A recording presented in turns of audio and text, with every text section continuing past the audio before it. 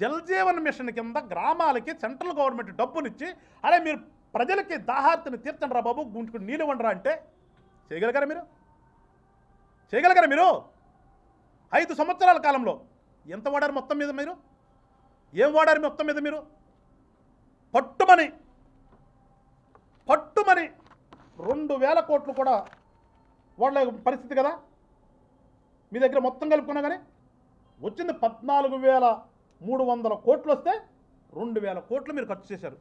అవి కూడా దేనికి ఖర్చు చేశారు? మీ సొంతాలకి. ఎక్కడ మీరు ట్యాంకులు కట్టారో తెలియదు, ఎక్కడ జలచరణ కింద నీళ్ళు ఇచ్చారో కూడా తెలియదు.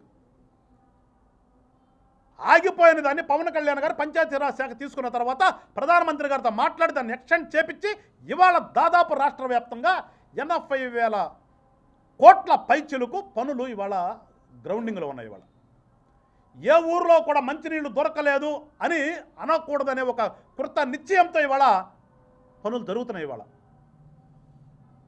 ప్రజలందరూ కూడా జైహో అంటుంటే పవన్ కళ్యాణ్ గారిని చూసి ఇదంటే ఎవడుగో ఎక్కడ కనుక్కున్నట్టుగా వచ్చాడు, ఒక పేపర్ ఒకటి పట్టుకుని వచ్చి ఇది డిలే అయిందంట,